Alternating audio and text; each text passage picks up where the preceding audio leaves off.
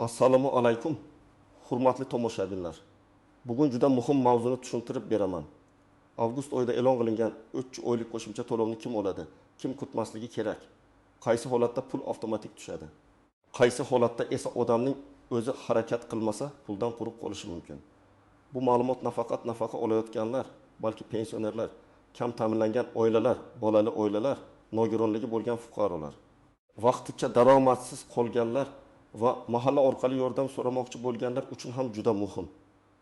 Men bu videoda gapni cho'zmayman, lekin har bir nozik joyini sodda qilib tushuntiraman. Chunki ko'pchilik odamlar hamma olarkan. Faqat pensionerlarga ekan, ariza bermasa ham tusharkan. Avgustda birdaniga 3 oylik pul berilarkan degan gaplarni eshitib chalkashib qolmoqda. Shuning uchun hozir kanalimga obuna bo'lib qo'ying, videoga like bosing. Chunki bunday tushuntirishlar ko'p oilalarga aniq qaror qilishda yordam beradi. Avvalo 3 oylik qo'shimcha to'lov deganda nimani tushunish kerakligini aniqlab olaylik. Bu har doim ham hammaning kartasiga 3 oylik pul bir kunda tushadi degani emas. Amaliyotda bunday to'lovlar bir necha shaklda bo'lishi mumkin. Birinchi shakl, odam ilgari nafaqa yoki yordam olish huquqiga ega bo'lgan, lekin to'lov muddati tugagan yoki hujjat muddati o'tgan bo'lsa, unga yana 3 oyga uzaytirib beriladi. Ikkinchi shakl, ayrim toifaga kiruvchi fuqarolarga avgust oyidan boshlab 3 oy davomida qo'shimcha ustama yoki yordam puli to'lanadi. Uchinchi shakl, oldingi oylar uchun hisoblangan, lekin kechikkan summa avgustda yo'la berilishi mumkin.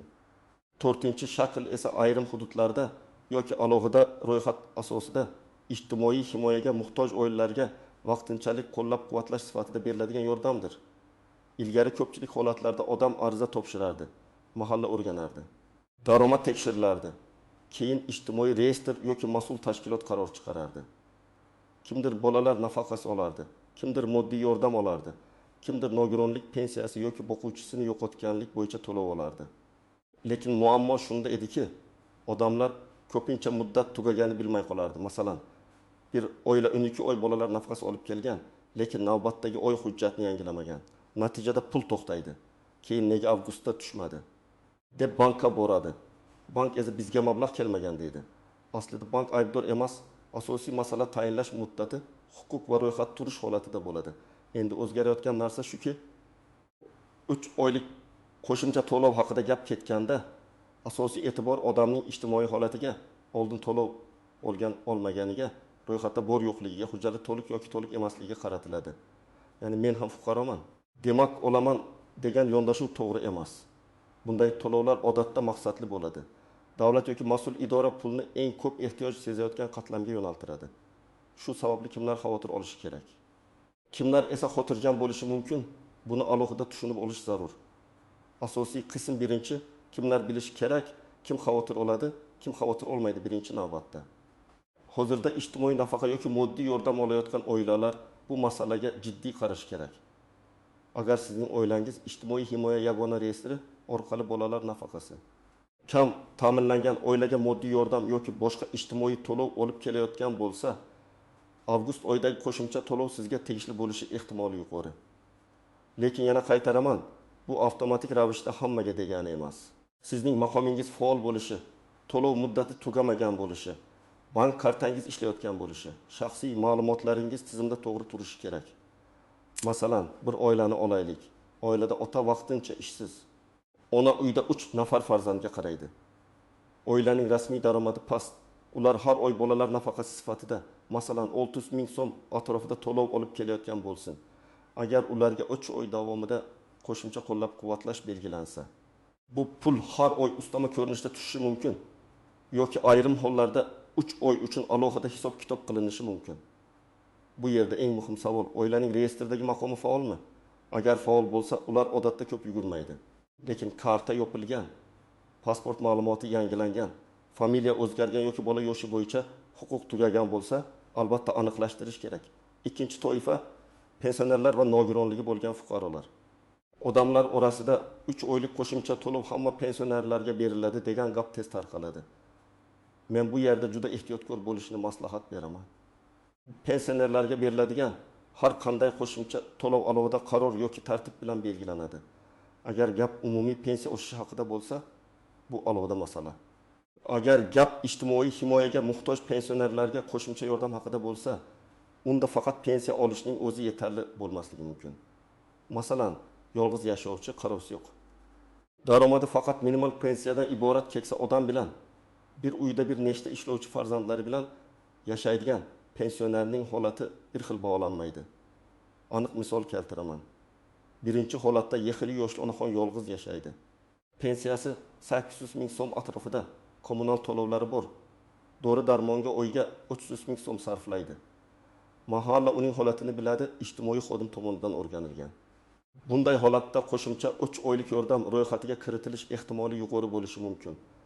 Ikkinchi holatda esa pensioner otaxonning pensiyasi bor, lekin u farzandlari bilan birga yashaydi. Uyda 2 kishi rasmiy ishlaydi. Umumiy oila daromadi yetarli. Bunday vaziyatda faqat pensioner bo'lgani uchun avtomatik qo'shimcha to'lov kiritish to'g'ri emas. Uchinchi toifa nogironligi bo'lgan shaxslar. Ayniqsa bolalikdan nogironligi bo'lganlar yoki parvarishga muhtoj fuqarolar. Bu toifadagi odamlar uchun hujjatlar alohida ahamiyatga ega. Nogironlik guruhi muddati tugaganmi yoki uzaytirilganmi? Tibbiy xulosa amaldami? Parvarish nafaqasi tayinlanganmi? Bularning hammasi tekshiriladi. Agar odamning huquqi tizimda faol bo'lsa, to'lov bo'yicha muammo kamroq bo'ladi. Lekin nogironlik muddati iyulda tugab, avgustda qayta ko'rikdan o'tmagan bo'lsa, qo'shimcha pul kechikishi yoki umuman tayinlanmasligi mumkin. 4-toifa boquvchisini yo'qotgan oilalar. Masalan, ota vafot etgan, ona 2 farzand bilan qolgan, oila boquvchisini yo'qotganlik bo'yicha pensiya yoki nafaqa oladi. Agar avgust oyidagi 3 oylik qo'shimcha to'lov ijtimoiy himoyaga muhtoj oilalarni qamrab olsa, bunday oilalar ham e'tiborga olinishi mumkin. Lekin bu yerda ham hujjat masalasi muhim. Farzandlarning tug'ilganlik guvohnomasi. O'qiyotgan bo'lsa, o'qish joyidan ma'lumotnoma, vafot etgan shaxs bo'yicha hujjatlar, bank rekvizitlari to'g'ri bo'lishi shart. 5-toifa yaqinda ariza topshirgan, lekin hali javob olmaganlar. Mana shu guruh eng ko'p xato qiladi. Odam ariza topshiradi va avgustda hammaga qo'shimcha pul berilar ekan, menga ham tushadi deb kutadi. Aslida ariza ko'rib chiqilmaguncha, qaror chiqmaguncha, tizimda tayinlandi degan maqom bo'lmaguncha bankka pul yuborilmaydi. Agar siz iyul oxirida yoki avgust boshida murojaat qilgan bo'lsangiz, sizning hujjatingiz o'rganish jarayonida bo'lishi mumkin. Bunda birinchi vazifa pul kutish emas, arizangiz qaysi bosqichda ekanini aniqlash. Endi eng muhim tuzoqlarga o'tamiz. Birinchi tuzoq, bank kartam bor, demak pul tushadi degan fikr. Yo'q, karta faqat pulni qabul qiladigan vosita. To'lovni bank tayinlamaydi. Bank sizga nafaqa, yordam yoki qo'shimcha to'lov berish haqida qaror chiqarmaydi. Qaror ijtimoiy himoya tizimi pensiya jamg'armasi, mas'ul organ yoki mahalla orqali shakllangan ro'yxat asosida bo'ladi. Shuning uchun pul tushmasa, birinchi navbatda faqat bankka emas, to'lovni tayinlagan tashkilotga murojaat qilish kerak. Ikkinchi tuzoq, karta ishlamay qolgan bo'lishi. Juda ko'p holatda pul ajratilgan bo'ladi, lekin karta bloklangan, muddati tugagan, hisob raqam yopilgan yoki karta boshqa bankka almashtirilgan bo'ladi. Odam esa menga bermadi deb o'ylaydi. Masalan, siz ilgari bir bank kartasiga nafaqa olgansiz, keyin kartani yo'qotgansiz, yangisini ochgansiz. Lekin yangi rekvizitlarni mas'ul idoraga bermagansiz. Tizim eski hisobga yuborishga urinadi, to'lov qaytishi yoki ushlanib qolishi mumkin. Shuning uchun bank ma'lumotlari doimo yangilangan bo'lishi kerak. 3-tuzoq, daromad rasmiy ko'rinib qolishi. Ba'zi oilalar biz kam ta'minlanganmiz deydi, lekin tizimda oila a'zolaridan biri nomida rasmiy ish haqi, tadbirkorlik daromadi, ijaraga berilgan mulk, avtomobil yoki boshqa mol-mulk ko'rinadi. Bu avtomatik ravishda rad etadi degani emas, lekin baholashga ta'sir qiladi. Masalan, oila daromadi real hayotda yetmayotgandir, lekin tizimda oxirgi oylarda yuqori ish haqi ko'ringan bo'lsa, ariza rad etilishi mumkin. Shuning uchun siz daromad haqidagi ma'lumot noto'g'ri bo'lsa, uni tuzatish uchun tegishli joyga murojaat qilishingiz kerak. 4-tuzoq, oila tarkibi noto'g'ri ko'rsatilgan bo'lishi. Ijtimoiy to'lovlarda oila tarkibi juda muhim. Kim bir ro'yxatda turibdi, kim amalda alohida yashaydi, kim boshqa joyda doimiy ro'yxatda, kim vaqtincha ketgan, bularning barchasi ta'sir qiladi. Masalan, qiz turmushga chiqib ketgan, lekin hali ota-onasining manzilida ro'yxatda turibdi. Tizim uni ham oila a'zosi deb hisoblab, daromadini qo'shib yuborishi mumkin. Yoki aksincha bola boshqa manzilda ro'yxatda bo'lsa, nafaqa hisoblashda muammo chiqishi mumkin. Bunday holatlarda pasport stoli, mahalla va tegishli idoralar orqali ma'lumotlarni aniqlashtirish kerak. 5-nozik jihat 3 oylik qo'shimcha to'lov doimiy huquq bermaydi. Ba'zi odamlar 3 oy oldim, demak keyin ham beraveradi deb o'ylaydi. Yo'q. Bunday yordam odatda vaqtinchalik bo'ladi. U avgust, sentabr, oktabr kabi ma'lum davrga belgilanishi mumkin. Keyin sizning holatingiz qayta baholanadi. Agar daromad oshgan bo'lsa, farzand yoshi o'tgan bo'lsa, nogironlik muddati tugagan bo'lsa yoki oila tarkibi o'zgargan bo'lsa, to'lov to'xtashi mumkin. Buni oldindan bilish odamga moliyaviy reja qilishda yordam beradi. 6-nozik jihat, firibgarlardan ehtiyot bo'lish. Bunday xabarlar chiqqanda ayrim odamlar pul tushirib beraman, ro'yxatga kiritaman, kartangiz raqamini va SMS kodini ayting deb aldashi mumkin. Men ekspert sifatida qat'iy aytaman. Hech kimga SMS kod bermang, karta parolini bermang, pasportingiz suratini begona Telegram akkauntlarga yubormang. Rasmiy yordam uchun pul to'lab ro'yxatga kirish degan narsa bo'lmasligi kerak. Agar kimdir menga 100 ming so'm bering, sizga 3 oylik to'lov chiqarib beraman desa, bu juda shubhali holat. Bunday vaziyatda mahalla ijtimoiy himoya bo'limi yoki ishonch telefoni orqali tekshiring. 7-nozik jihat. Avgustda pul tushadi degani hamma uchun aynan bir kunda tushadi degani emas. To'lovlar odatda bosqichma-bosqich amalga oshiriladi.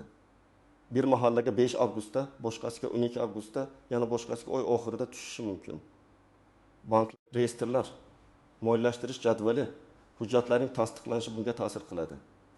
Shuning uchun qo'shningiz oldi, siz olmadingiz, darrov meni ro'yxatdan chiqarib yuborishibdi deb vahima qilmaslik kerak. Lekin 10-15 kun o'tib ham hech qanday xabar bo'lmasa, albatta tekshirish zarur. Endi eng kerakli qismga o'tamiz. Agar siz bu 3 oylik qo'shimcha to'lovga da'vogarman deb o'ylasangiz, birinchi qiladigan ishingiz o'zingizning hozirgi maqomingizni aniqlang. Siz nafaqa oluvchilar ro'yxatidamisiz? To'lov muddati qachongacha? Oxirgi marta qachon pul tushgan? Agar bolalar nafaqasi yoki moddiy yordam olayotgan bo'lsangiz, telefoningizdagi SMSlarni, bank ilovasidagi kirimlarni, oldingi oy to'lovlarini tekshiring. Agar iyun va iyulda tushgan bo'lsa, avgustdagi holatni kuzating. Agar iyulda ham tushmagan bo'lsa, demak masala faqat qo'shimcha to'lovda emas. Asosiy nafaqangizda ham muammo bo'lishi mumkin. Ikkinchi qadam, mahallaga yoki hududingizdagi ijtimoiy himoya bo'limiga boring. Borayotganda menga pul bering deb emas, aniq savollar bilan boring. Mening oilam ijtimoiy reyestrlarda faol turibdimi? Nafaqa tayinlash muddati qachon tugaydi? Avgust oyidagi 3 oylik qo'shimcha to'lov bo'yicha ro'yxatda bormanmi? Agar ro'yxatda bo'lmasam, sababini yozma yoki aniq qilib tushuntirib bera olasizmi? Mana shunday savollar mas'ul xodimga ham vaziyatni tezroq tekshirishga yordam beradi. 3-qadam, hujjatlarni tayyorlab qo'ying. Eng ko'p kerak bo'ladigan hujjatlar. Pasport yoki ID karta, farzandlarning tug'ilganlik guvohnomalari, nikoh yoki ajrim haqidagi hujjat, boquvchisini yo'qotganlik bo'lsa, vafot etganlik guvohnomasi, nogironlik bo'yicha tibbiy xulosa, pensiya yoki nafaqa olishini tasdiqlovchi ma'lumot, bank kartasi rekvizitlari, oila daromadi bo'yicha ma'lumotlar, ishsizlik holati bo'lsa, bandlik organidan ma'lumot. Har bir holatda hammasi so'ralmasligi mumkin, lekin siz tayyor bo'lsangiz, ish tezlashadi. 4-qadam, bank kartangizni tekshiring. Karta muddati tugamaganmi? Hisob raqam faolmi? SMS xabarnoma ulanganmi? Bank ilovasiga kira olyapsizmi? Kartangizda qarzdorlik, blokirovka yoki sud ijrosi bo'yicha cheklov yo'qmi? Ayrim hollarda ijtimoiy to'lovlar himoyalangan bo'lishi mumkin, lekin amalda karta hisobida cheklov bo'lsa, odam puldan foydalanishda qiynaladi. Shuning uchun bankka borib yoki ilova orqali hisob holatini tekshirib oling. 5-qadam, agar arizangiz rad etilgan bo'lsa, sababini bilmasdan turib taslim bo'lmang. Rad etilish sababi turlicha bo'ladi. Daromad yuqori ko'ringan, oila tarkibi noto'g'ri, hujjat yetishmagan, bola yoshi mos kelmagan, nogironlik muddati tugagan, bank rekviziti xato, manzil ma'lumoti mos kelmagan. Sababni bilsangiz, uni tuzatish mumkin. Masalan, oila tarkibi noto'g'ri bo'lsa, ro'yxat ma'lumotini yangilaysiz. Daromad bo'yicha xatolik bo'lsa, ish joyi yoki soliq organi orqali ma'lumotni aniqlashtirasiz. Nogironlik muddati tugagan bo'lsa, tibbiy ko'rikdan o'tasiz. Hujjat yetishmagan bo'lsa, qo'shimcha hujjat topshirasiz. 6-qadam, hamma gapni og'zaki qoldirmang. Agar sizga keyin keling, hali ro'yxat yo'q, sizga tegmaydi deyishsa, iloji boricha aniq javob so'rang. Qaysi asosga ko'ra tegmaydi? Qaysi hujjat yetishmayapti? Qachon qayta murojaat qilish kerak? Agar zarur bo'lsa, yozma ariza qoldiring. arizada ism, familiyangiz, manzilingiz, telefon raqamingiz, oilaviy holatingiz va nimani so'rayotganingizni aniq yozing. Masalan, avgust oyida belgilangan 3 oylik qo'shimcha to'lov bo'yicha oilam ro'yxatda bor yo'qligini tekshirib berishingizni so'rayman deb yozish mumkin. 7-qadam. Rasmiy manbalarni kuzating. Telegramdagi noma'lum kanallar, ovozli xabarlar, qo'shnining gapi, bozordagi gaplar asosida qaror qilmang. Rasmiy vazirlik, hokimlik, mahalla, ijtimoiy himoya organlari, pensiya jamg'armasi yoki MyTalk.uz kabi xizmatlar orqali tekshirishga harakat qiling. Agar sizda internet bo'lmasa, farzandingiz, qo'shningiz yoki mahalla xodimidan rasmiy manbani ko'rsatib berishni so'rang. Chunki noto'g'ri xabar odamni ortiqcha yugurtiradi, asabini buzadi, ba'zan firibgarlarga yem qiladi. Demak, avgust oyidagi 3 oylik qo'shimcha to'lov masalasida eng muhim narsa shuki, bu pul hamma fuqaroga avtomatik beriladigan umumiy to'lov sifatida tushunilmasligi kerak. Asosiy e'tibor sizning to'yfangizga, ijtimoiy holatingizga, reyestrdagi maqomingizga, hujjatlaringizga va bank rekvizitlaringizga qaratiladi. Kim oldindan nafaqa yoki yordam olib kelayotgan bo'lsa, o'z maqomini tekshirsin. Kim yangi murojaat qilgan bo'lsa, ariza holatini aniqlasin. Kimga pul tushmagan bo'lsa, avval sababini bilsin, keyin hujjatni to'g'rilasin. Men sizga eng amaliy maslahatni beraman. Bugunoq oxirgi to'lov sanasini tekshiring. Kartangiz ishlayotganini aniqlang. Mahalladan yoki ijtimoiy himoya bo'limidan maqomingizni so'rang. Kerakli hujjatlarni tayyorlab qo'ying. Shunda siz eshitdim, kutdim, tushmadi degan holatda qolmaysiz, balki o'z huquqingizni aniq bilib harakat qilasiz. Agar sizning oilangizga avgustda qo'shimcha to'lov tushgan bo'lsa yoki hali tushmagan bo'lsa, izohlarda yozib qoldiring. Qaysi hududdansiz, qanday to'lov olasiz, pul qachon tushdi yoki qaysi bosqichda turibdi. Bu boshqa tomoshabinlarga ham foydali bo'ladi. Videoga like bosing, kanalga obuna bo'ling, yaqinlaringizga yuboring. Chunki bitta to'g'ri ma'lumot ba'zan butun oilaning vaqtini, pulini va asabini saqlab qoladi.